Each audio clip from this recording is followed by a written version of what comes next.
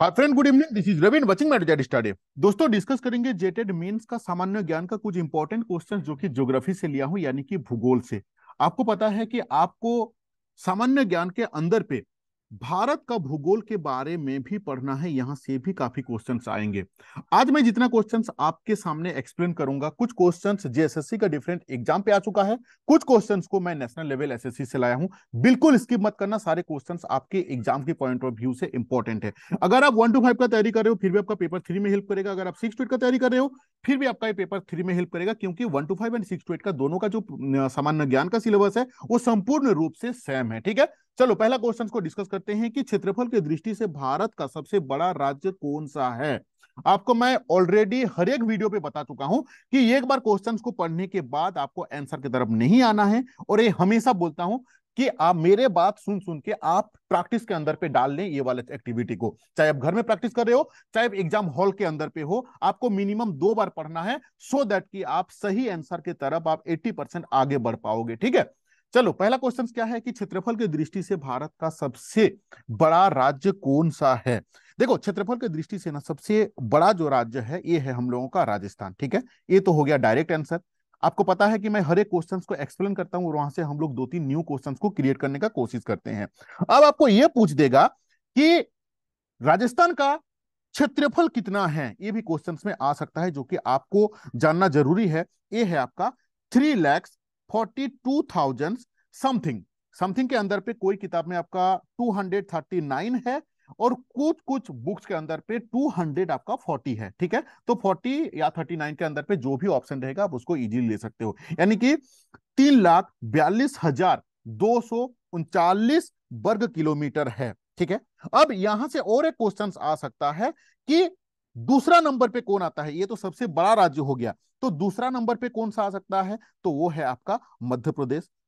तीसरा नंबर पे कौन सा आ सकता है ना, वो है आपका महाराष्ट्र।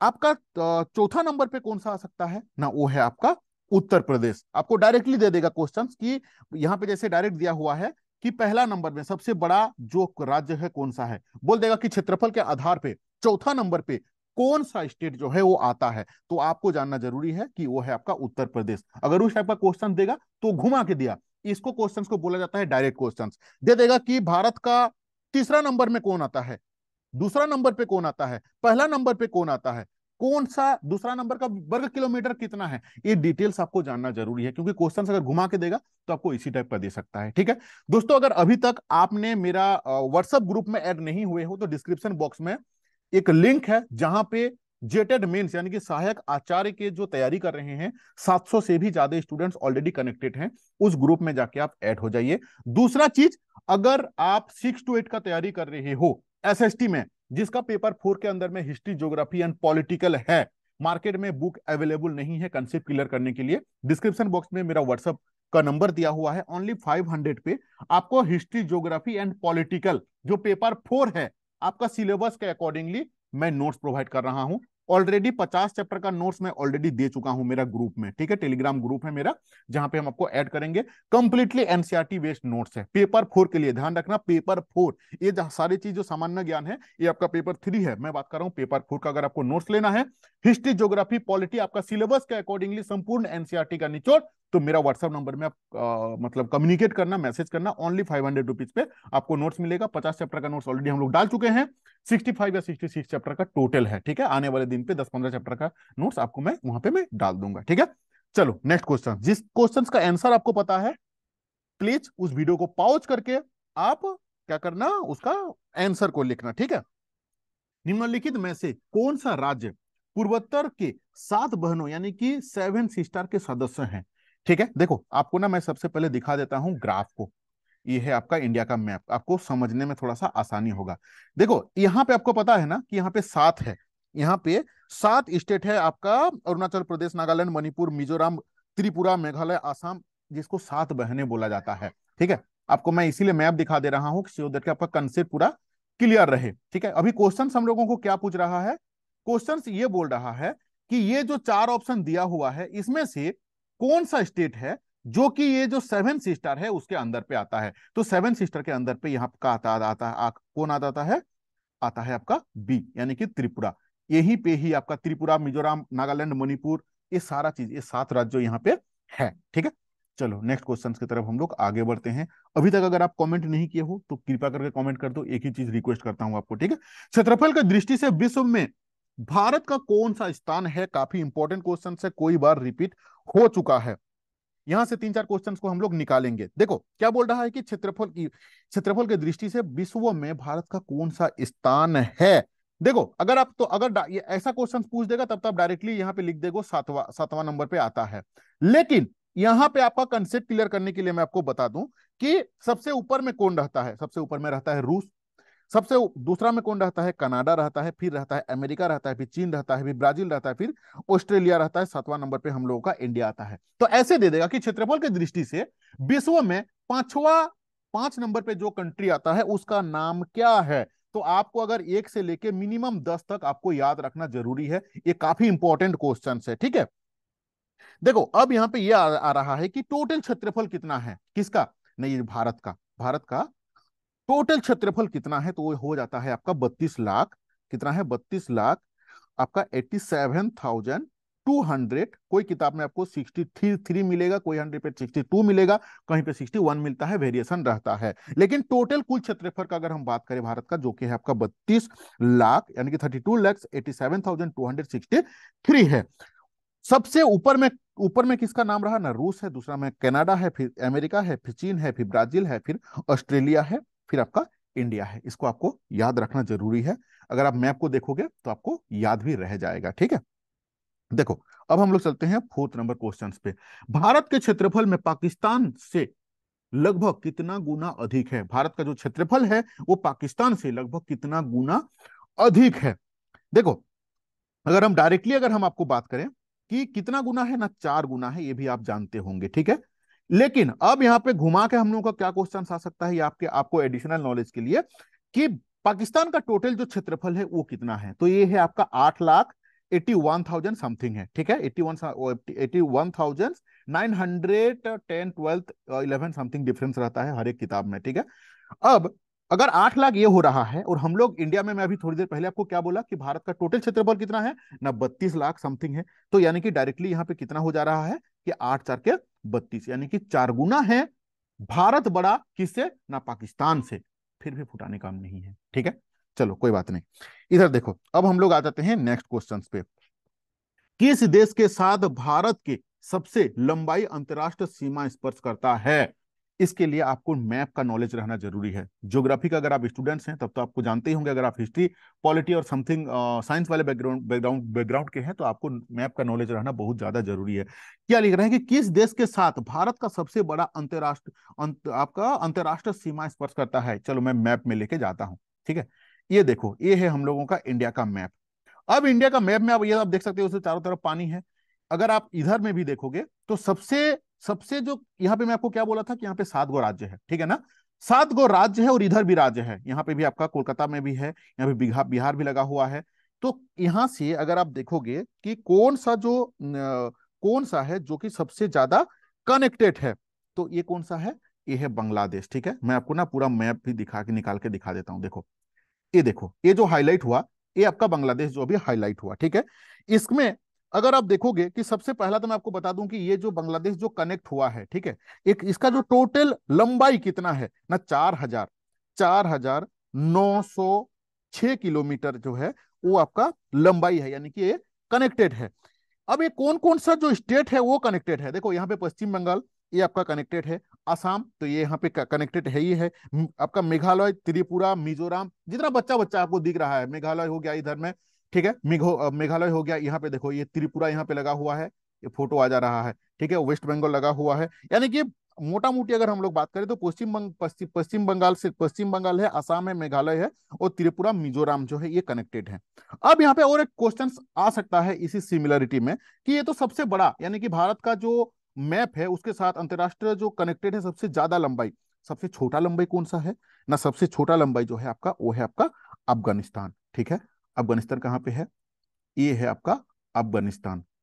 ठीक है, ये है अफगानिस्तान, यहां पे छोटा सा कनेक्टेड है।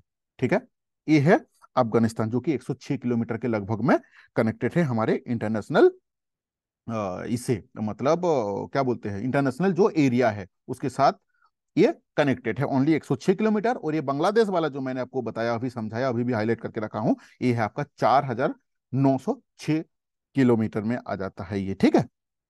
चलो आशा करता हूं, देखो इसी तरीके से अगर आप मैप देखते देखते चलोगे ना तो आपको ये इजीली याद हो जाएगा कि बांग्लादेश जो है वो सबसे ज्यादा कनेक्टेड है हमारे अंतरराष्ट्रीय सीमा के साथ स्पर्श किया हुआ है, ठीक है।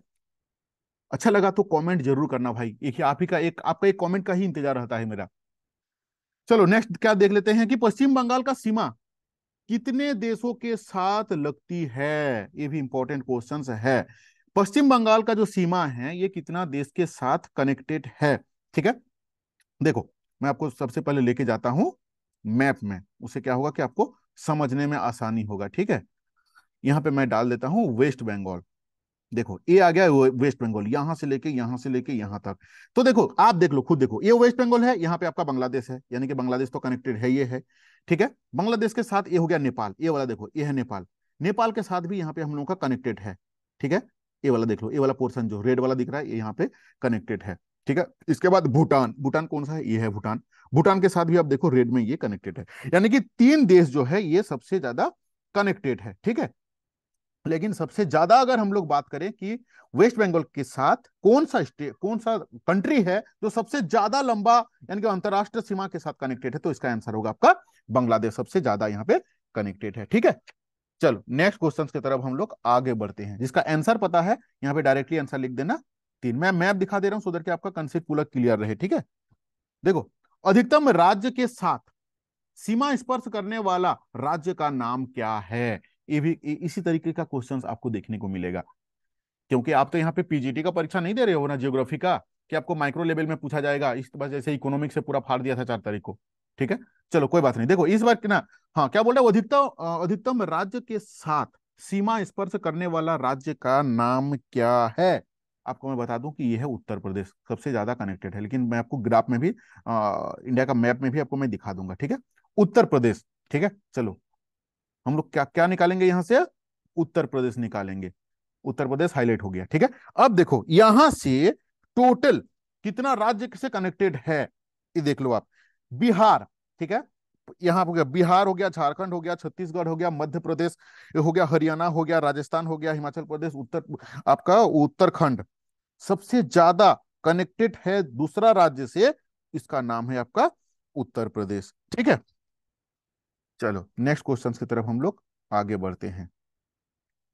8 नंबर क्वेश्चन से, निम्नलिखित में से कौन सा राज्य झारखंड के सीमा के साथ साझा नहीं करता है। देखो अगर आपने हड़बड़ी करके निकल जाओगे ना, आपको लगेगा कि साझा करता है तो फटाफट नाम लिख दोगे। नहीं रे भाई, ये आपको पूछ रहा है कि साझा नहीं करता है। आप बोलोगे साझा करता है, छत्तीसगढ़ करता है, उड़ीसा करता है, पश्चिम बंगाल करता है, भाई नहीं करता है, हम लोगों को निकालना है। वो है आपका ए का मध्य प्रदेश। मैं निकाल के दिखा देता हूं, ठीक है। ये देखो ये हम लोगों का होगा झारखंड। झारखंड में से जो कनेक्टेड नहीं है ये हो गया आपका झारखंड जो हाईलाइटेड है, ठीक है। और हम लोग कहाँ पे हैं, मध्य प्रदेश कहाँ पे है, ये देखो, ये बाकी जो जितना का नाम हम बोले ना कि छत्तीसगढ़ हो गया आपका, पश्चिम बंगाल हो गया, उड़ीसा हो गया, ये सारे कनेक्टेड हैं। लेकिन जो कनेक्टेड नहीं है वो है आपका मध्य प्रदेश, ठीक है। मध्य प्रदेश जो है ये यहाँ से कनेक्टेड नहीं है। चलो नेक्स्ट हम लोग देख लेते हैं। दक्षिण पश्चिम दक्षिण पश्चिम मानसून कब तक पूरे देश में सक्रिय हो जाते हैं। अगर आपको आंसर इसका पता है तो कमेंट में जाके अभी लिखिए कि दक्षिण पश्चिम मानसून कब तक पूरे देश में सक्रिय अवस्था में आ जाते हैं। देखो सबसे पहले मैं आपको बता दूं कि दक्षिण पश्चिम आपका पहले थोड़ा सा आपका कंसेप्ट हम दिला देते हैं, ठीक है। देखो दक्षिण पश्चिम मानसून जो है ना, वो पवन 1 जून तक कहाँ आ जाता है आपका, केरल के तट पर। आपको याद रखना होगा 1 जून तक केरल के तट पर आ जाता है। ये क्वेश्चंस आपको अगर घुमा के दे देगा, बोल देगा कि दक्षिण पश्चिम मानसून जो है ना वो आपका केरल तट पर कब तक पहुंचता है, तो 1 जून तक जो है वो आपका केरल तक आता है। 10 से 15 जून तक कहाँ कहाँ आता है, 10 से 15 जून के अंदर में। जरूरत पड़ता है तो लिख लिया करो ये सब चीज बाबू, ठीक है। देखो 10 से लेके 15 तक ना, ये हम लोगों का मुंबई से लेके आपका कोलकाता तक कवर हो जाता है। इसी प्रकार 15 जुलाई तक वो संपूर्ण भारत का जितना भी उपमहाद्वीप है वो सारे में आपका सक्रिय हो जाता है, ठीक है। यानी कि इसका सही आंसर क्या होगा, ये आपका 15 जुलाई हो जाता है। ठीक है, यहाँ पे और एक क्वेश्चन आ सकता है कि भारत में मानसूनी पवन जो है ना वो सर्वप्रथम कहाँ पे आपको देखने को मिलता है, तो वो अंडमान निकोबार द्वीप समूह में आता है, जो कि आता है आपका 1 मई को आ जाता है। ठीक है, चलो नेक्स्ट क्वेश्चन को हम लोग देख लेते हैं। 10 नंबर क्वेश्चन, भारत में निम्नलिखित में से वह कौन सा फसल चक्र है जो जून जुलाई में प्रारंभ होता है और इसमें धान, ज्वारा और बाजरा आदि प्रमुख फसलें उगाई जाती है। ठीक है, देखो खरीफ फसल का नाम आपने सुने होंगे। ठीक है, इसका डायरेक्ट आंसर अगर हम बात करें तो ये हो गया आपका खरीफ फसल। ठीक है, तो थोड़ा सा आपको मैं बैकग्राउंड बता देता हूं। देखो क्या होता है ना कि वर्षा ऋतु में जितना भी उगाई जाने वाले फसल होते हैं उनको हम लोग किस नाम से जाने जाते हैं, वो हम लोग खरीफ फसल के नाम से जाने जाते हैं। जून जुलाई में जितना भी बोए जाते हैं और आपका दिसंबर से लेके सितंबर से लेके अक्टूबर तक वही काट लिया जाता है, जिसके अंतर्गत में हम लोगों का ये सारी चीज आ जाता है। चावल, बाजरा, आपका मूंगफली आ जाता है, कपास आ जाता है, ये सारी फसल आ जाते हैं। ठीक है, तो इसका सही आंसर क्या है, वो है आपका खरीफ। देखो आपका 11 नंबर क्वेश्चन देखते हैं जो कि इंपॉर्टेंट है। निम्नलिखित में से किस अवधि के दौरान बंगाल की खाड़ी में बार बार उष्ण कटिबंधीय चक्रवात आते हैं। देखो उससे पहले हम आपको बता दें कि ये जो उष्ण कटिबंधीय चक्रवात जो है ये क्या है। देखो उष्ण कटिबंधीय चक्रवात जो है ना ये कर्क रेखा एवं मकर रेखा के बीच में उत्पन्न होने वाला चक्रवात है, जो कि हम लोग बचपन से क्लास 6 7 से ये सब चीज हम लोग पढ़ते आ रहे हैं।